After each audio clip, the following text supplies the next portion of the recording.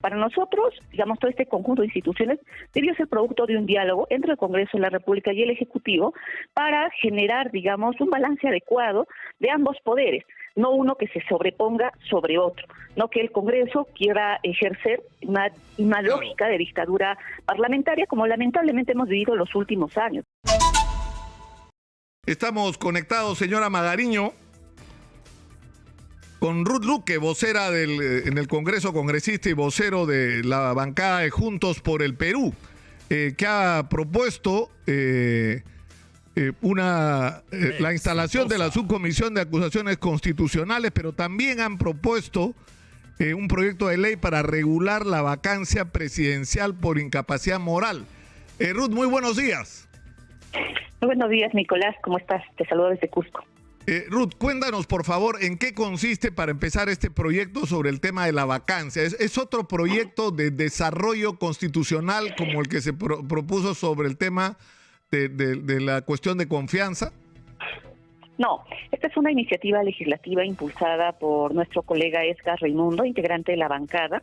Concretamente lo que está planteando es que la incapacidad moral permanente no esté definida por criterios subjetivos, sino concretamente tenga una evidencia. Desde mi punto de vista, la incapacidad moral permanente debe entenderse como la incapacidad mental permanente que puede tener una persona y que debe estar debidamente certificada.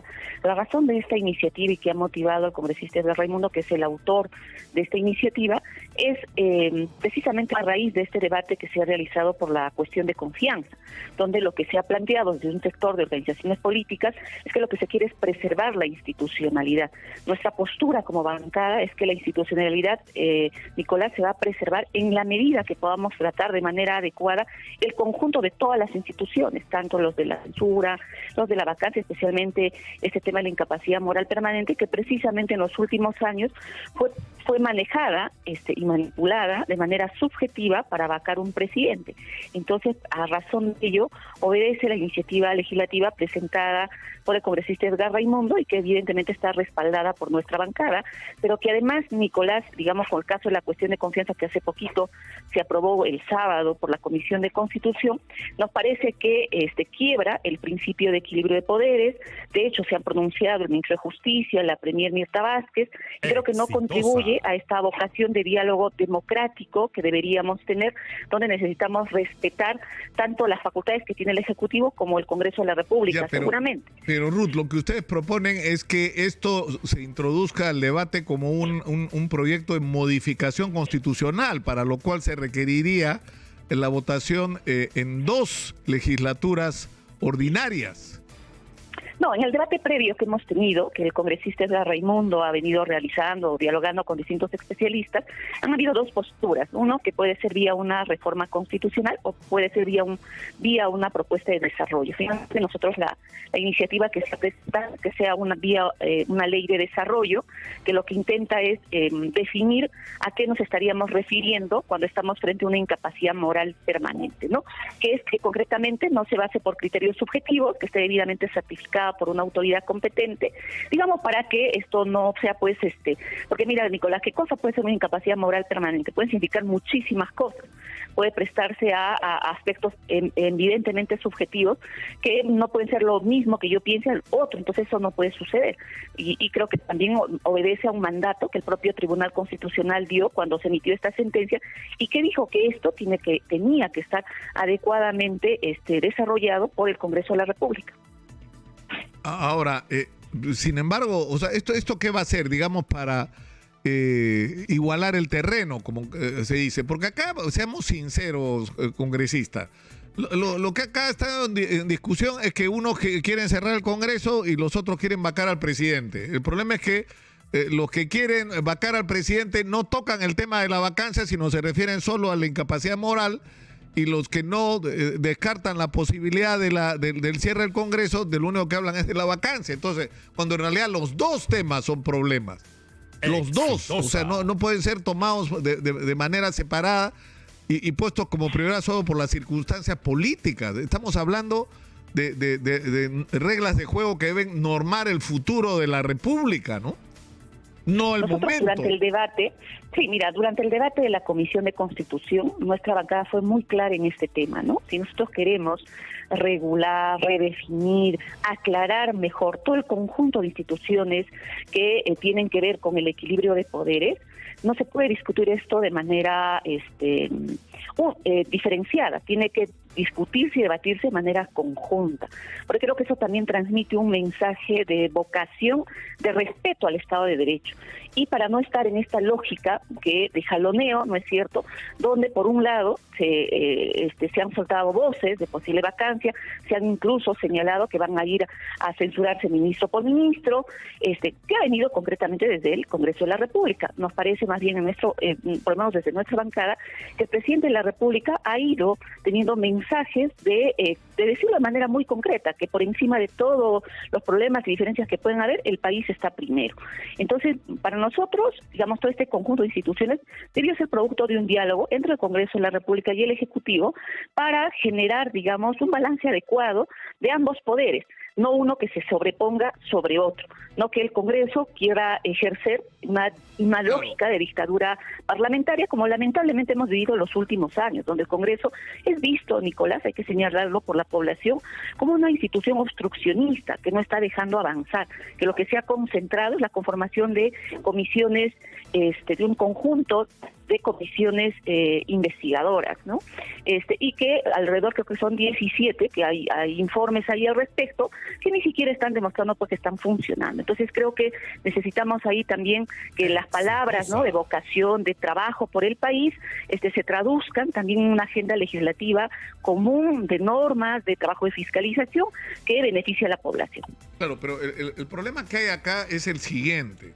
Es decir, en las circunstancias en las que estamos en lo inmediato, digamos, si el gobierno, si el Congreso aprueba por insistencia las modificaciones constitucionales que se han hecho, porque yo creo que son esas modificaciones a la Constitución sobre la cuestión de confianza, prácticamente es imposible que el presidente plantee o que el presidente del Consejo de Ministros plantee cuestión de confianza, excepto el momento en el que se presenta ante el Congreso para solicitar el voto de investidura. Porque no veo otra posibilidad, porque se elimina prácticamente todas las demás.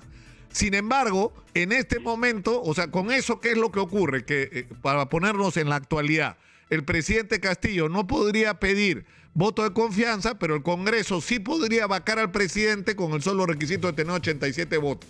Esa es la situación en la que estaríamos si el Congreso aprueba, así como está, la modificación sobre la cuestión de confianza. Mira, este dictamen de insistencia que se aprobó en Constitución tiene un problema ya de fondo. Primero, que no es una ley de desarrollo, como se ha dicho, tampoco es una ley de interpretación. Primero, el procedimiento no fue el adecuado, debió ser una ley de reforma constitucional. Sin embargo, al caballazo, ¿no es cierto?, se ha querido imponer y finalmente se ha insistido el día sábado para que se apruebe. Esto va a ir evidentemente al Pleno. Nosotros esperamos que esto no se apruebe, porque creo que esto sería un grave retroceso y dejaría una lógica de un Congreso que no ha aprendido absolutamente nada de los últimos 5 años, de una vocación de un Congreso, Nicolás, de 73 congresistas que hubo en el periodo pasado, que utilizaron su mayoría para pechar permanentemente al Ejecutivo, y hemos vivido de manera directa en un año 3 presidentes.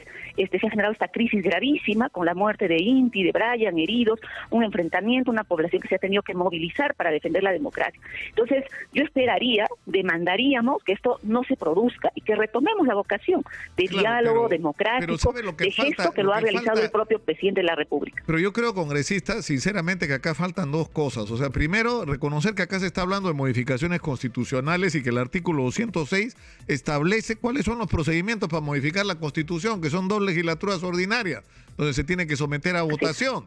Pero no solamente eso, sino la interrogante es cuál es el interés del ciudadano. A lo que voy es a esto. Según la actual Constitución, e incluyendo la reforma que ustedes plantean, donde se diga que la incapacidad moral es incapacidad mental, ¿qué pasa si un presidente roba?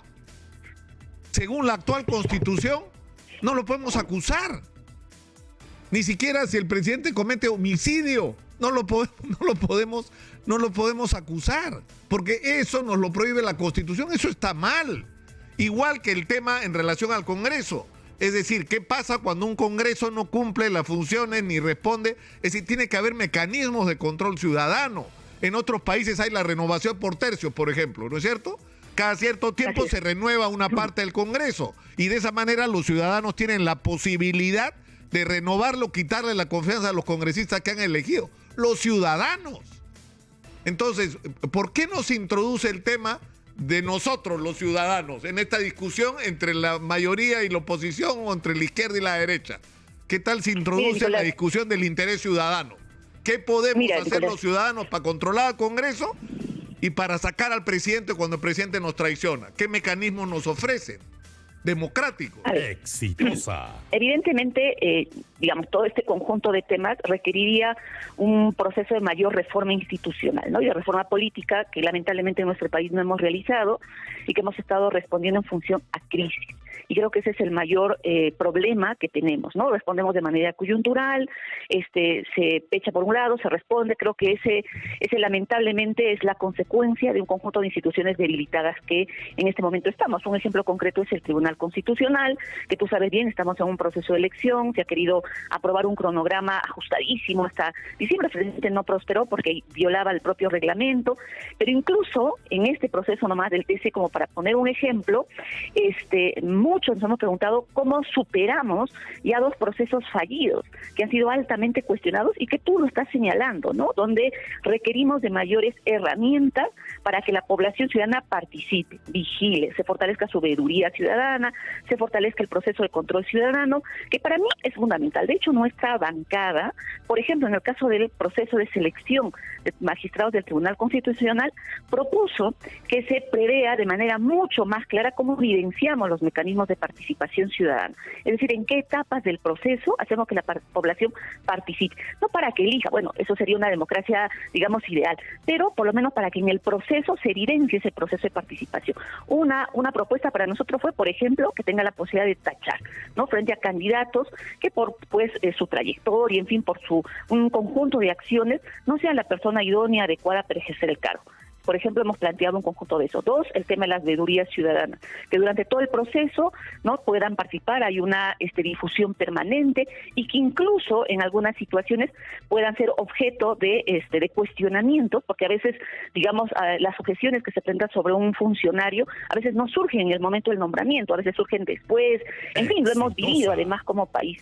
Entonces yo creo que ahí hay un tema donde necesitamos fortalecer muchísimo más estos mecanismos y cómo es que tanto en la elección del TC y en las elecciones que van a venir y probablemente también en estos mecanismos, digamos, que tenemos alrededor del equilibrio de poderes, de la cuestión de confianza, de las vacancias y de otros, se presenta, ¿no? Pero que esto es parte de un debate que no hemos realizado, hay que señalarlo, no se ha realizado, pero que creo que en este contexto sí necesitamos, Nicolás, y esa es nuestra postura, que esto no obedezca, digamos, a revanchas parlamentarias. Hemos pasado de una segunda vuelta sumamente compleja, donde incluso se ha ninguneado, se ha terruqueado, se ha ninguneado el voto cusqueño, donde yo vengo, se ha ninguneado a la población republicana que votó casi el 97%, y eso no le ha hecho bien a la democracia. Entonces necesitamos que este gobierno le vaya bien. Todos queremos que le vaya bien este gobierno. En la medida que le vaya bien, le va a ir bien a los peruanos. Y para eso necesitamos un Congreso y un Ejecutivo que dialogue para abordar los principales problemas y cómo garantizar que estas reformas políticas, institucionales que queremos hacer se hagan de la mejor manera, que un poder se imponga sobre otro y que superemos pues esta lógica de revancha que se ha tenido en la segunda vuelta. Me quedaba una pregunta, congresista, que no quería dejar pendiente, que es lo que tiene que ver no solo con la salida, el ingreso de Luis Barrenzuela como nuevo ministro del Interior, sino con la salida de Juan Carrasco, que era es una persona altamente calificada, no solo profesional, sino éticamente. Es parte de los jóvenes fiscales que se han fajado todos estos años contra la corrupción, contra el crimen organizado, que tenía un conocimiento por su cercanía con la policía todos estos años, y que más tuvo que renunciar al Ministerio Público de una carrera promisoria en esta institución por servir al país, y de repente lo desenchufan y él se entera el mismo día que lo van a sacar. para poner a cambio quien los malpensados dicen que está puesto ahí por sus cercanías o por recomendación de Vladimir Cerrón. ¿Qué es lo que usted piensa de esto? ¿O qué es lo que ustedes piensan? ¿Cuál es la posición de ustedes? Sí, en principio un cargo tan importante como ministro exige que sus actuaciones se desarrollen no solo de la manera responsable, sino también esté ajena de un posible conflicto de intereses. En esa medida, nosotros esperamos que estas actuaciones anteriores que han venido evidenciándose del actual ministro, donde ha sido abogado, digamos, no puedan manchar la actual función que desarrolla. Nosotros vamos a esperar el pedido de la cuestión de confianza, Nicolás, para que se nos aclare y se nos explicite cómo se va a garantizar ello. Nosotros creemos que tenemos que seguir cuestionando sobre la base de las funciones que desarrolla.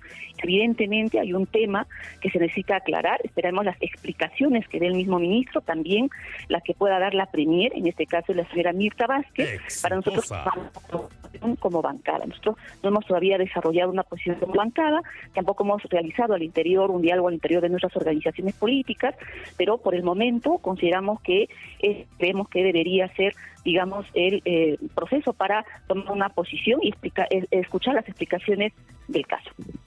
Ahora, el problema es cómo se resuelve el conflicto de intereses.